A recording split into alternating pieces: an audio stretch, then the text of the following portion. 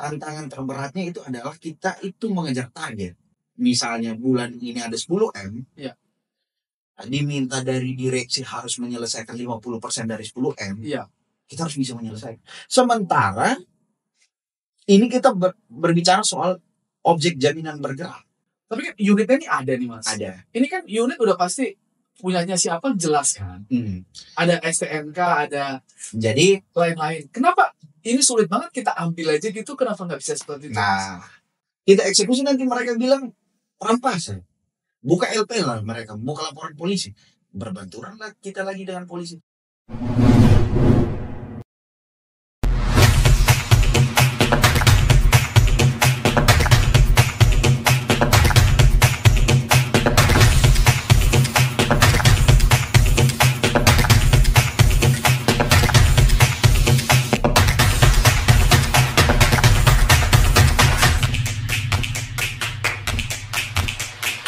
Aku sekilas baca bahwa dirimu pernah konsumsi narkoba begitu.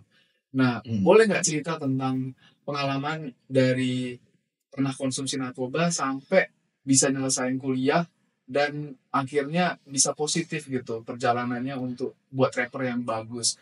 Ini titik baliknya tuh di mana dan apa sih yang buat dirimu bisa lepas gitu? Karena orang yang kena narkoba kan kadang-kadang ada yang sulit untuk lepas. Boleh nggak cerita untuk inspirasi generasi muda sekarang? Oke, yang pertama saya itu berhenti narkoba tanpa rehabilitasi.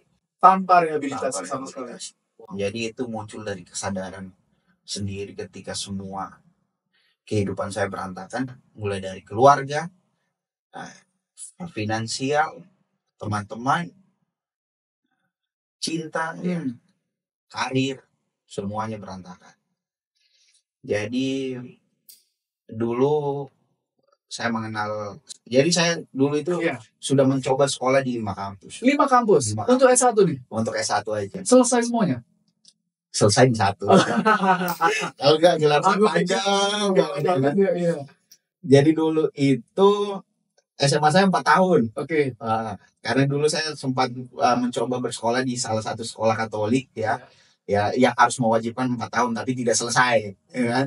Akhirnya pindah ke SMA negeri, lulusnya di SMA negeri tapi udah kepotong setahun.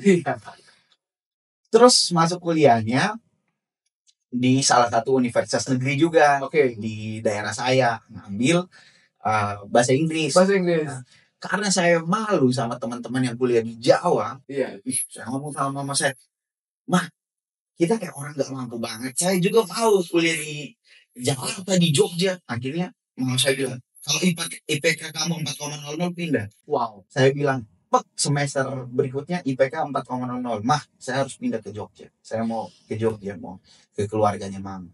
Karena semua kakak saya semuanya kuliah di Jawa. Cuma saya sendirian kuliah di NTT. Gimana ini, Mah?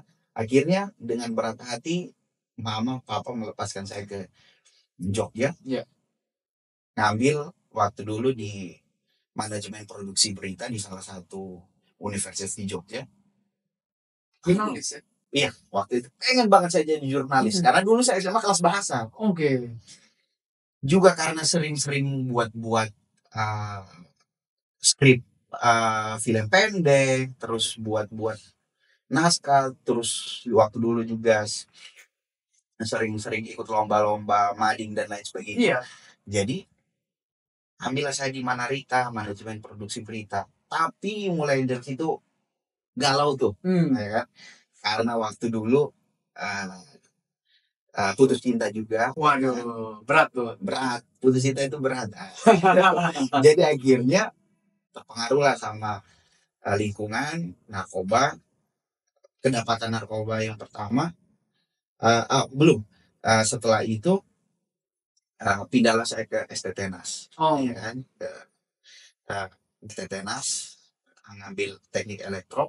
Wah, narkoba lagi saya di situ. Akhirnya karena gak disukai sama keluarga karena udah sangat melenceng dari keluarga di Jogja, akhirnya saya dipulangkan ke NTT. Nangis waktu itu saya. Pulang kembali ke papa mama bilang jangan putus semangat, cobalah di satu kampus lagi di NTT ngambil itu apa namanya, ngambil teknik ilmu komunikasi di salah satu universitas di NTT di Kupang. Jadi tapi waktu itu karena yang ospeknya itu teman-teman saya, ya karena saya udah ketinggalan jauh kan. Wah nggak mau lah saya dulu waktu SMA itu saya berandalan banget, suka malakin orang kan. Apalagi kan SMA dekat sama rumahku kan, jadi anak-anak ganggu kan. Tahu semua. Wah anak-anak ganggu itu tumbuh besar dengan kriminalitas waktu dulu. Jadi akhirnya aku nggak mau di sini, pulang lah aku. Takut dibully karena dulu pernah bully. Pastilah, ya kan. Namanya senior, ya kan. Namanya senior, aku kan waktu itu junior kan gitu. Akhirnya pulanglah kembali ke NTT karena nggak mau lanjut kuliah. Papaku negur, ya kan. Waktu itu juga kita make rame-rame buat satu karya lagu itu yang sampai sekarang menjadi ciri khasnya Powerstar. Apa itu? Namanya Indonesiaku, judul lagunya Indonesiaku. Jadi biasanya kalau saya konser, liriknya gini. Boleh. Indonesia, negeri sejuta cerita, ku terpesona. Lukiskan alam sang pencipta, terselip kisah masa kecilku yang bahagia. Beragam budaya, beribu bahasa, satukan kita di Indonesia. Nah, liriknya terciptalah lagu itu. Akhirnya setelah kita posting, masih tuh mabuk, papa saya negur tanggal 18-nya 17-nya kita posting. 18 papa negur, suruh pulang kembali ke Kupang karena rumahnya orang tua saya di kabupaten. Suruhlah saya pulang kembali ke Kupang buat lanjutin kuliah. Saya nggak mau dong, berantem. Hampir tuh saya bacok papa saya. Akhirnya mama histeris, semua tetangga pada keluar, panggillah polisi, kaburlah saya ke suatu tempat yang nggak mau saya sebutin tempatnya. Di situ 1 minggu kemudian seluruh kampus sudah tutup tuh. Masih tersisa Undana waktu itu, Universitas Nusa Cendana, dan masih tersisa jalur mandiri buat anak-anak yang apa istilahnya ya, yang udah nggak lulus dari mana-mana gitu. Masuklah ada saya, ada sepupu saya, orang yang paling memotivasi saya sampai saat ini. Dia dosen juga di Undana di ilmu komputer. Cari tahu lah saya. Saya waktu itu saya buang HP saya, nggak aktifin, maksudnya nggak aktifin nomor, kartu saya dipatah. Ini bisa tahu lokasi saya. Itu saya bingung itu. Ketuk rumah, ketuk tempat itu di ketuk di situ, dia tahu keberadaan saya juga bingung. Dia bilang, waktu Tanto pulang yuk, kita selesaikan baik-baik. Keluarga semua nggak ada yang mau lagi buat saya pulang lagi. Cuma dia masih, dia salah satu harapan saya. Dia kabar saya, dia bilang sekolah yuk. Cuma mama meskipun semarah-marahnya orang tua, mama nggak pernah marah saya. Mama yang mungkin sama dengan kakak saya itu suruh nyari saya, minta saya sekolah yuk. Undana masih punya slot 1 nih buat kamu tes. Jadi ikut tes, luluslah saya di Fakultas Hukum Universitas Nusa Cendana. Tapi memang yang waktu itu orang itu sering bilang Fakultas Hukum itu fakultas buangan. Sorry ya. Tapi mungkin sekarang udah ada perbaikan. Tapi waktu dulu banyak banget mahasiswa yang lulus di program studi ini masuk ke Undana. Waktu dulu kami Undana itu hampir 1.500 orang. Iya kan? Untuk Fakultas Hukum hampir 1.500 orang. Jadi untuk satu batch, untuk satu angkatan. Jadi saya gila juga ini, yang fakultas lain sedikit doang, kita doang yang 1.000 lebih. Ya mulai dari situ saya pahami, ini STM. STM masuk Fakultas Hukum. Nggak apa-apa ya. Rame-rame kan, intinya S1 gitu. Tapi saya nggak mau jadikan ini momen keberuntungan doang. Karena Tuhan sudah, istilahnya waktu dulu momen saya kabur dari kejadian itu 3 hari saya refleksi, dan saya sering bilang Tuhan itu mengetuk hatinya saya. Di situ saya berhenti narkoba, Saya nggak pernah lagi merasakan yang namanya sakau lagi. Oke. Wah. Saya mulai jadi penulis rap Hmm. di duta genre. Saya no to drugs, child marriage, dan juga free sex, Oke. ya kan? Saya jadi itu duta rap genre, buat lagu tentang say no to drugs dan free sex dan nikah usia dini. Di Fakultas Hukum juga saya langsung mulai ikut banyak organisasi karena saya nggak punya tempat tinggal.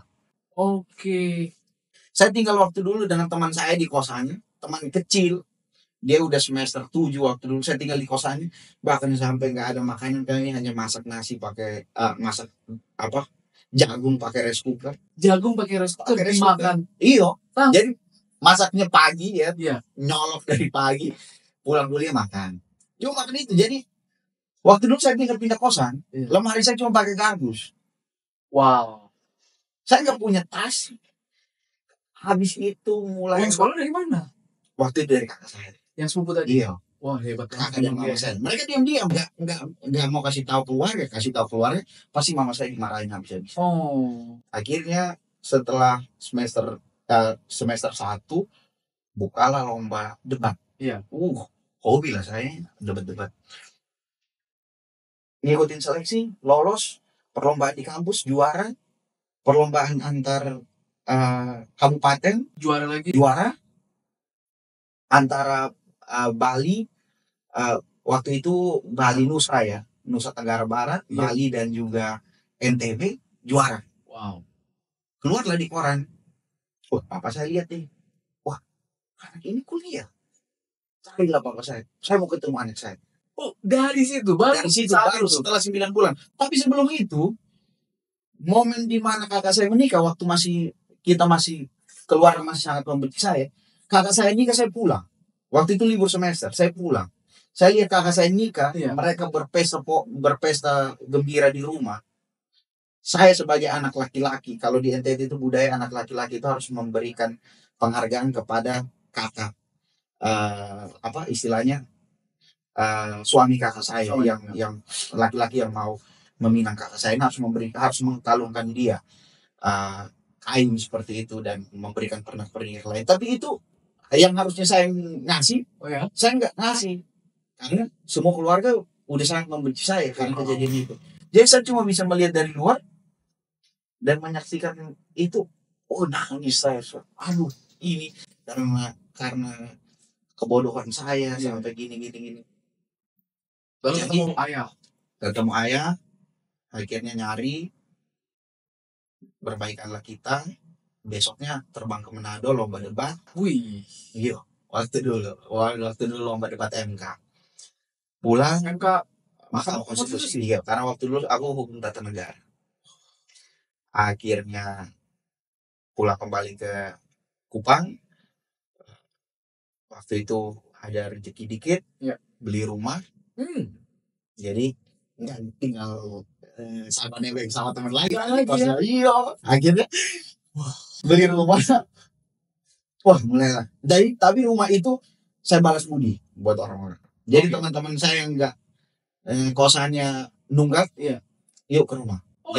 Jadi rumah itu jadi base campnya Power Star, base campnya anak-anak hukum waktu dulu. Karena dulu saya jadi ketua BM-nya Fakultas Hukum juga. jadi base campnya buat diskusi dan lain sebagainya, buat berkarya rumah itu. Bahkan ya buat hal-hal yang positif semua itu terjadi di rumah Kupang itu. Wih, hebat banget. Akhirnya itu terus mulailah ketemu orang-orang baik, hal-hal baik sampai detik ini. Wih, gitu ya ceritanya ya, luar biasa ya. Tapi betul-betul berhenti narkoba tanpa rehabilitasi. Jadi nggak lurus-lurus aja, belok-belok, tapi hasilnya kalau kita optimis bisa ya, dan sungguh-sungguh ya. Intinya itu 3 prinsip saya. Ya, berdoa, berusaha, bersyukur. Berdoa, berusaha, bersyukur. Bangun pagi-pagi itu doa. Sebelum tidur itu jangan lupa doa. Wah. Doa itu jangan banyak minta. Bersyukur aja. Luar biasa. Jangan banyak minta, bersyukur aja. Tuhan sudah atur semua rezeki. Keren. Itu yang paling terpenting. Wah. Makanya turun semua berkat ya. Ya berkat baik berkat Iya. buruk tambah aja itu Langsung aja ya. berkat. Oh iya. Karena dari yang buruk itu bisa jadi baik ya kan. Recycle. Resign. Ya kan? Boleh. Sampah aja bisa didaur ulang, apalagi berkat buruk. Ya Keren. kan? Jadi hikmat akhirnya. Wah, thank you nih Mas Tanto. Ini seru banget di percakapan. Mungkin sebelum kita akhiri, aku masih pengen bahas soal dunia litigasi yang Bro Tanto jalanin. Sejauh ini pencapaian atau kasus apa yang paling berkesan untuk Bro Tanto, dan mungkin kasus ini berikan banyak pelajaran dari sisi dunia hukum gitu. Oke. Ya. Yang pertama saya mau jelaskan kalau di litigasi finance ya, karena saya ini backgroundnya hukum tata negara, dan saya juga pasti merasakan semua anak-anak hukum itu gak familiar sama yang namanya Microsoft Excel. Anak hukum nggak familiar Microsoft Excel? Iya. Maksudnya mungkin bisa Excel tapi tidak sehebat bisa breakdown data dan lain sebagainya. Oke. Tapi disitulah saya senang bisa bergabung dengan orang-orang finance ya, berada di tim litigasi. Ya, meskipun begitu background hukum tetap jalan ya di litigasi itu,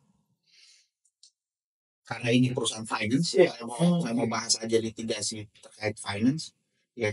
Perbedaan legal dan litigasi ya, mungkin di perusahaan kami itu legal mengurus perizinan ya dan lain sebagainya ya, sementara litigasi itu segala persoalan lapangan perusahaan, misalnya bersengketa di lapangan dengan ormas ya, unmanning kendaraan, sida eksekusi kendaraan, menggugat konsumen kita. Nah itu yang dijalani atau dilakoni tim litigasi. Perkara itu banyak sekali perkara. Kita di kantor itu ada sekarang ini sudah 67 cabang di Indonesia. Ini dibagi menjadi 9 area.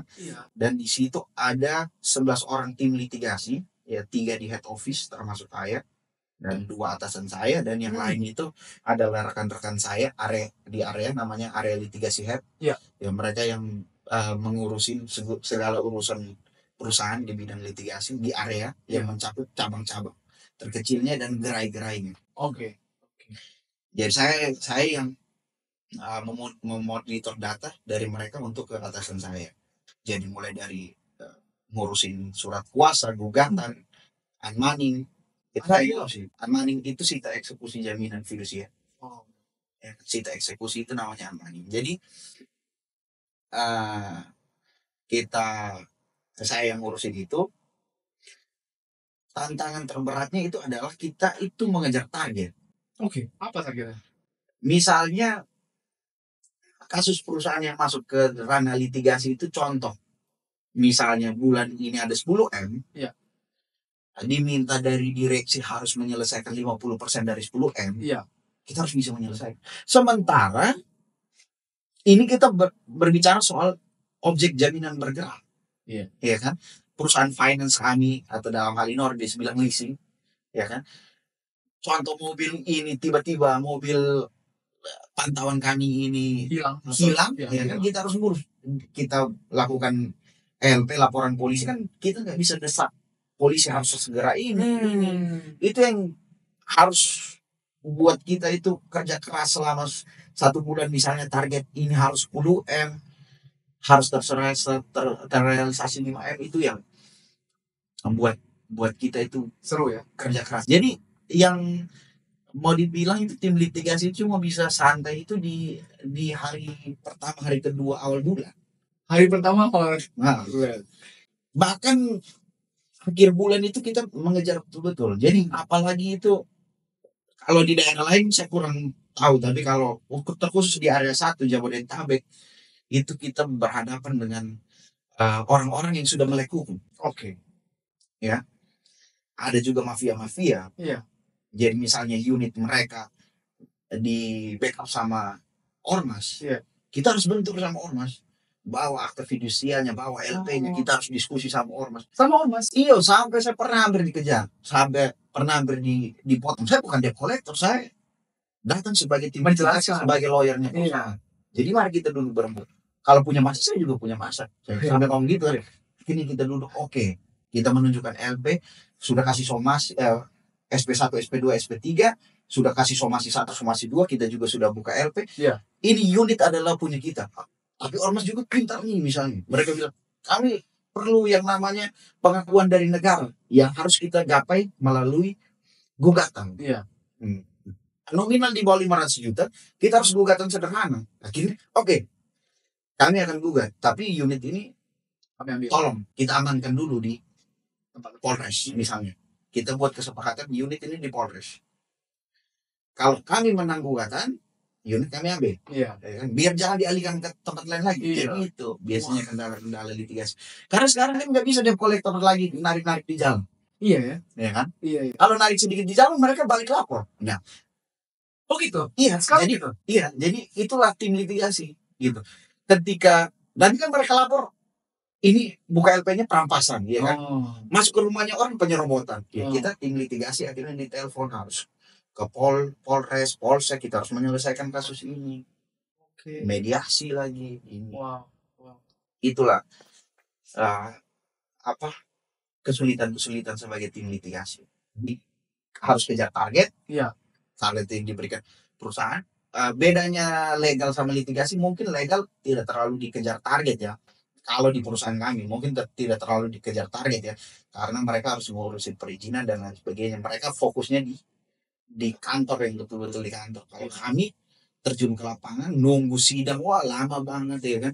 Apalagi ngurusin unmoneying, sita eksekusi itu tidak ada waktu, ketetapan waktu yang ditentukan. Jadi mau berapa lama pun, puluh tahun pun terserah. Sampai unitnya mau jadi bangke pun, kalau mereka bilang belum bisa unmoneying, Oh gitu ya. belum bisa. Iya. Jadi kenapa ini? Karena memang hukum di Indonesia nggak mengatur soal waktu unmoneying. Kalau soal gas diatur. Tapi kan unitnya ini ada nih mas. Ada. Ini kan unit udah pasti punyanya siapa jelas kan. Ada STNK, ada Jadi lain-lain. Kenapa ini sulit banget kita ambil aja gitu? Kenapa nggak bisa seperti itu? nah, jadi ketika orang datang ke suatu perusahaan finance untuk melakukan, kita ambil contoh, dia melakukan pinjaman, Iya. kan? Misalnya pinjamannya itu akan dibuatkan sertifikat fidusia, Oke. ya kan? Ya di BPKB-nya di kita. Ini saya jelaskan secara umum aja ya. Iya.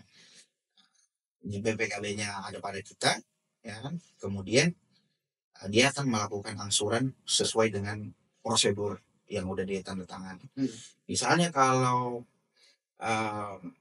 dia terlambat bayar, Iya. ya kan? Otomatis biasanya ada SP1, SP2, SP3. Setelah SP kita somasi lagi, Betul. ya kan? Terus belum bayar juga, Belum bayar misalnya juga. udah telat 3 bulan nih, ya kan? Udah overdue, itu sudah NPF itu. Jadi kita mau narik, mereka bilang, nggak bisa narik gitu aja. STNK masih atas nama kami nih, surat-surat atas nama kami. Jadi kita harus perlu meminta negara mengakui bahwa dia telah melakukan one prestasi. Ya, ikat janji terhadap perjanjian sewa beli atau sewa guna usaha itu. Iya. Ya kan? Kalau misalnya itu kita harus gugat dia secara perdata. Kalau misalnya gugat perdata, kita harus melihat juga nominalnya di atas 500 juta, Iya. gugatan biasa. Kalau di bawah 500 juta kita gugatan sederhana. Oke. Jadi kita GS, gugatan sederhana.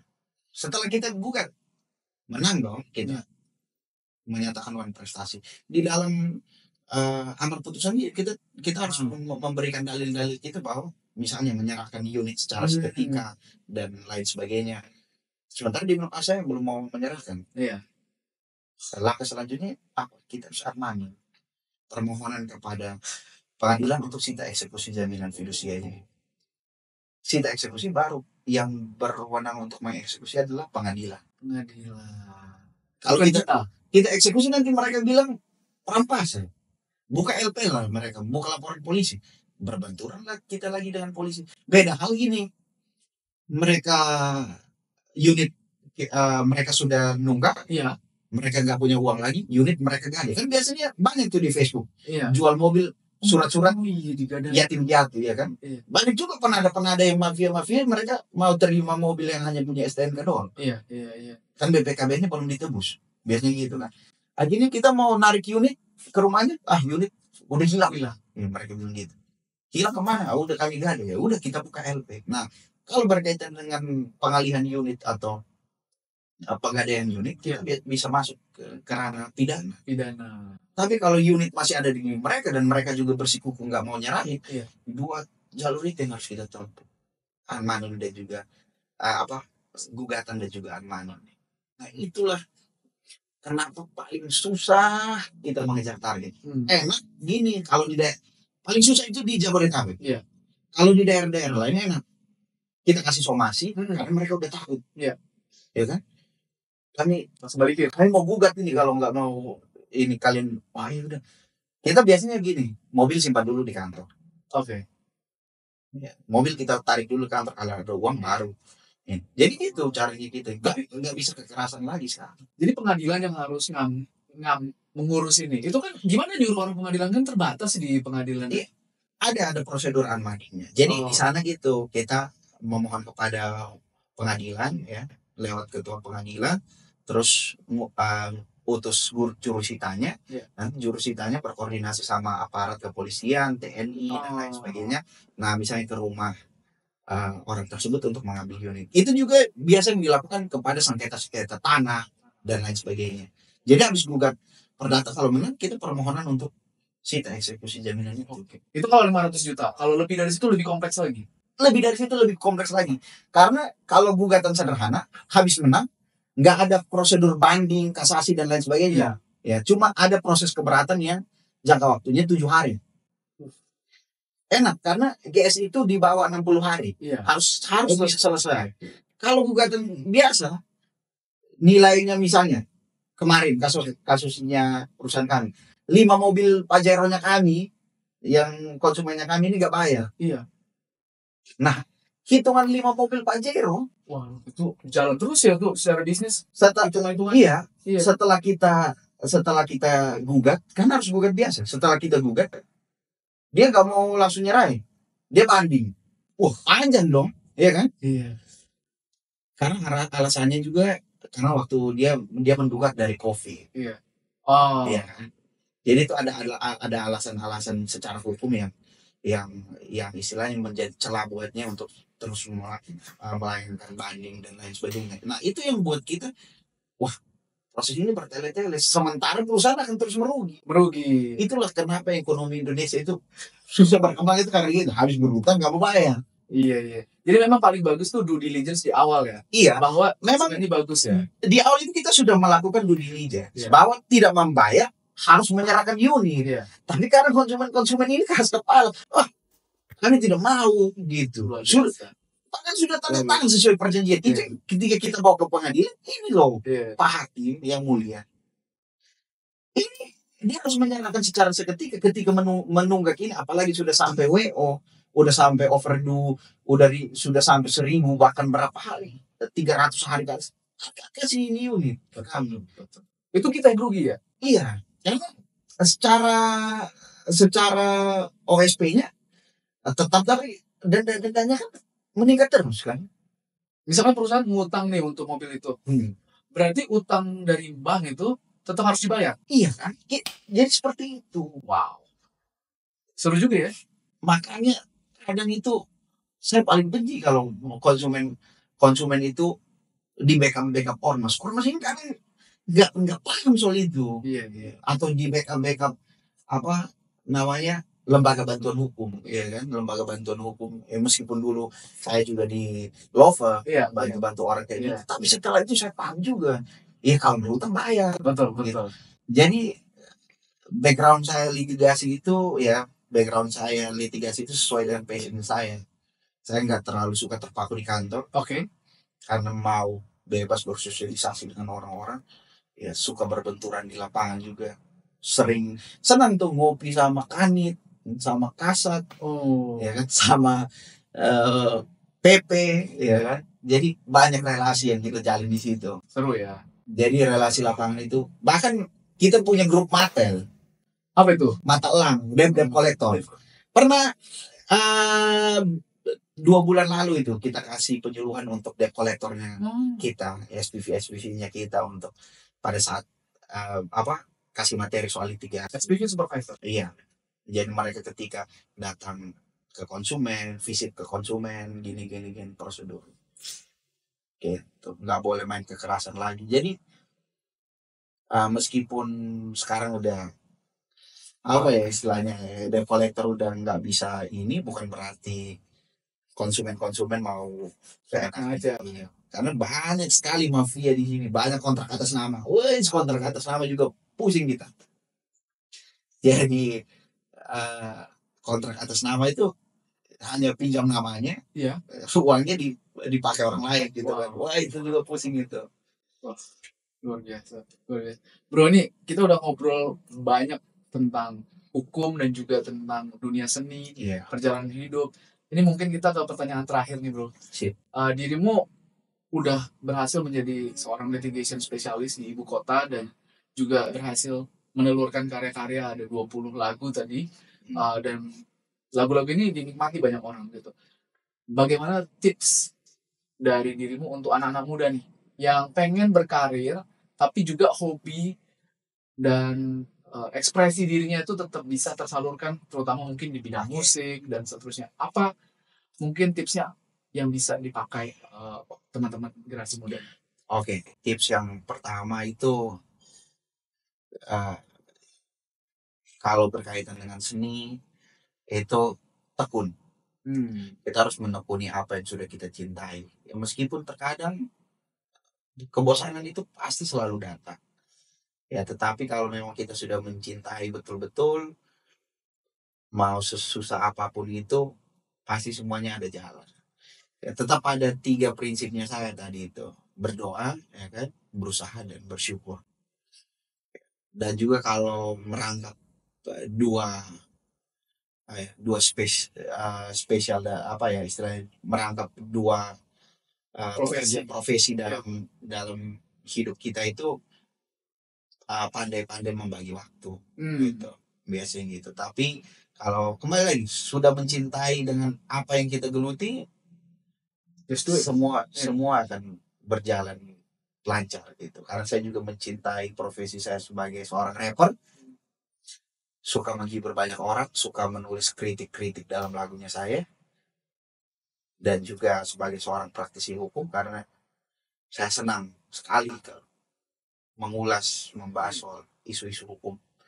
Jadi untuk saya itu motivasinya berdoa, berusaha, bersyukur. Luar biasa, tekun dan juga berdoa, berusaha, bersyukur. Ya, itu kuncinya untuk bisa menjalani multitask atau banyak profesi, tapi tetap bisa sukses di keduanya. Terima kasih banyak Bu Santo untuk juga, Pak, kedatangannya di podcast High Intelligence. Semoga gak bosan. Nanti lain kali kita ngobrol lagi. Siap. Ya, di topik-topik yang lainnya. Oke. Teman-teman, terima kasih sudah mengikuti High Intelligence. Sampai jumpa di episode berikutnya. Dan sukses selalu, tetap belajar, tetap semangat menimba ilmu supaya kamu tidak ketinggalan. Terima kasih, bye-bye. Bye-bye.